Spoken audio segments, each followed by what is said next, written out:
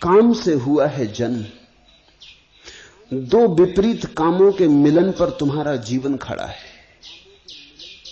इसलिए करीब करीब असंभव है, मनोवैज्ञानिक के हिसाब से तो बिल्कुल असंभव है कि व्यक्ति काम वासना के पार हो जाए। धर्म शास्त्र भी यही कहते हैं।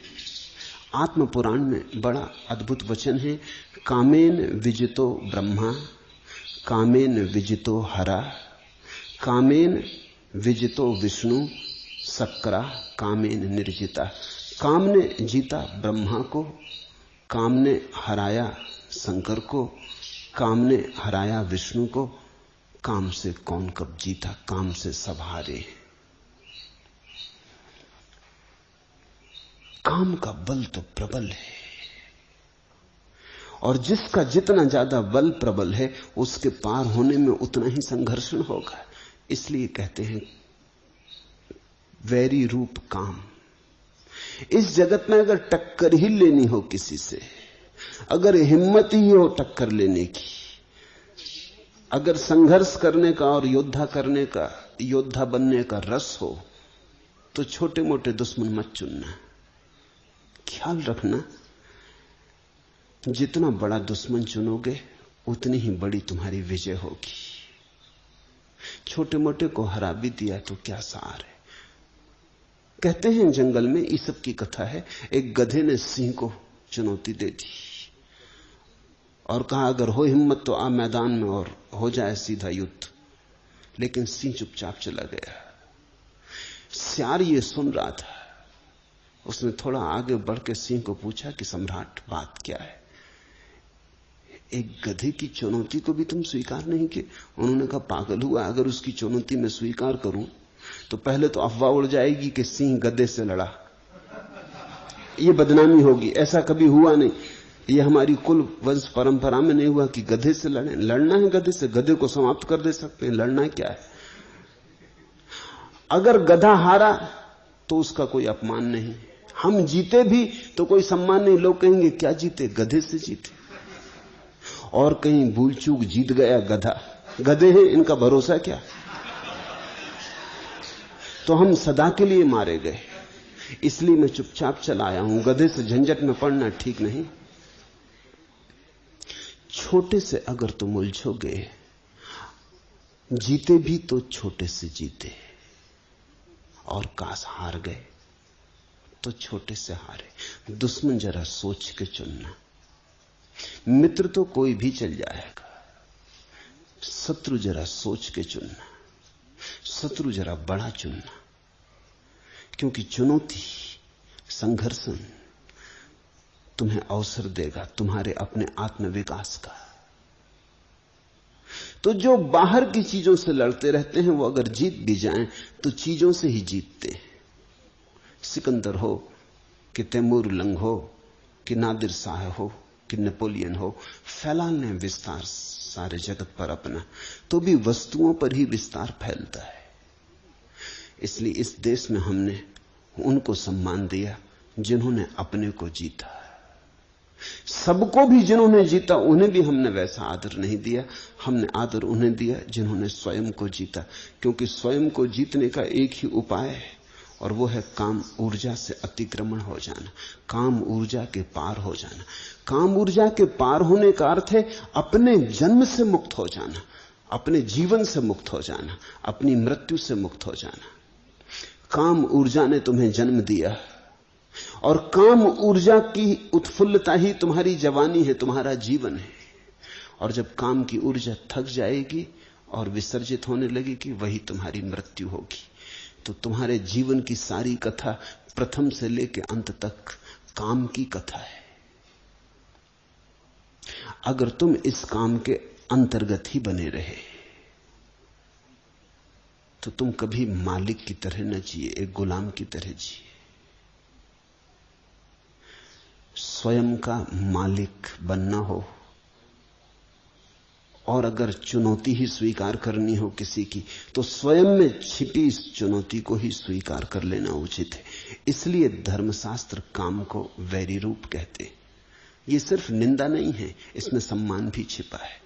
वो ये कहते हैं कि अगर शत्रुता ही करनी हो तो काम से करना, क्योंकि कामेन विजितो ब्रह्मा, काम ने ब्रह्मा को भी हराया। कामेन विजितो हरा, काम ने महादेव को भी हराया।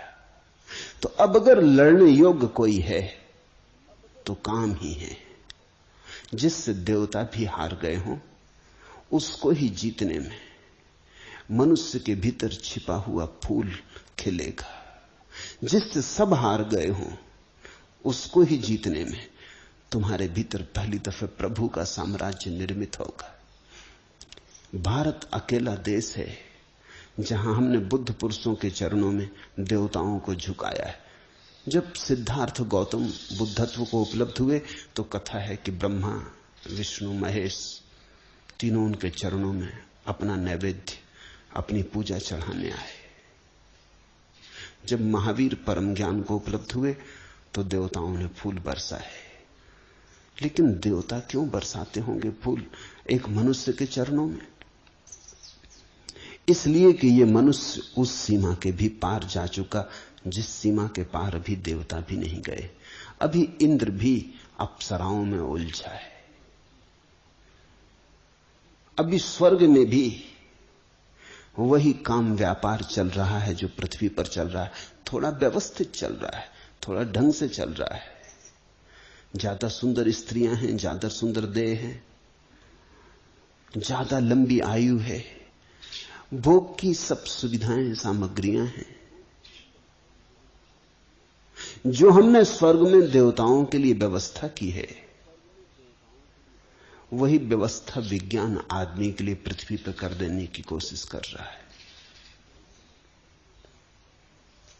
मैंने तो सुना है एक आदमी मरा और स्वर्ग पहुंचा तो वो बड़ा हैरान हुआ।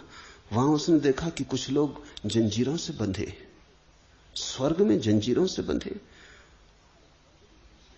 उसने द्वारपाल से पूछा कि तो मुझे घबराहट का कारण मालूम होता, नरक में बंधे हो ये समझ में आता है, इस स्वर्ग में भी अगर बंधन है और लोग जंजीरों में बंधे हैं ये किस तरह का स्वर्ग है?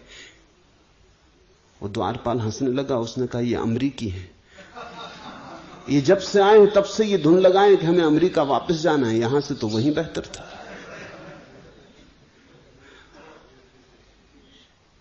विज्ञान कोशिश कर रहा है कि स्वर्ग को जमीन पर घसीट लाए, लेकिन जमीन पे विज्ञान स्वर्ग ले आए तो भी कोई फर्क नहीं पड़ता। तुम्हारी काम वासना को कितनी ही तृप्ति की सुविधा जुटा दी जाए, तृप्ति नहीं होगी, क्योंकि काम वासना का स्वभाव अतृप्ति है। जो मिल जाता है उससे ही अतृप्ति हो जाती है, जो नहीं मिला उसी में रस होता है। काम के स्वभाव को समझो, यही उसका बंधन है, यही उसका वैरी रूप। जो मिल जाता है वही व्यर्थ हो जाता है। जिस स्त्री को तुम चाहते थे मिल गई, जिस पुरुष को तुमने चाहा मिल गया, बस तत्क्षण तुम किसी और की चाह में लग गए।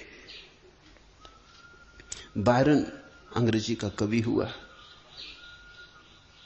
उसका अनेक स्त्रियों से संबंध था, सुंदर पुरुष था, प्रतिभाशाली पुरुष था, और महीने 2 महीने से ज्यादा उसका संबंध नहीं चलता था। लेकिन एक स्त्री ने उसे बिल्कुल मजबूर कर दिया विवाह करने को।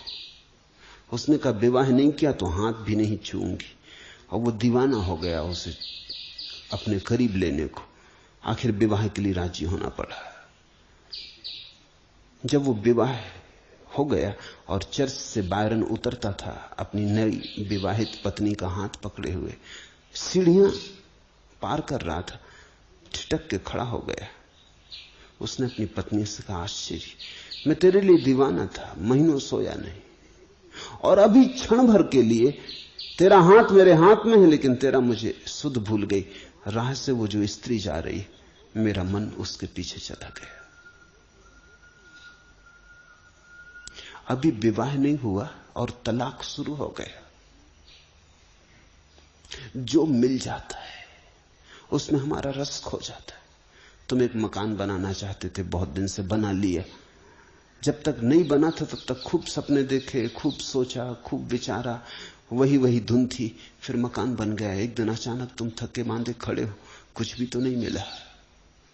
अब तुम और दूसरा मकान बनाने की सोचने लगे। काम की लक्षण यही है कि वो तुम्हें कभी तृप्त न होने देगा। तृप्ति का वहां कोई उपाय नहीं। अतृप्ति की जलती हुई आग ही काम का स्वरूप है।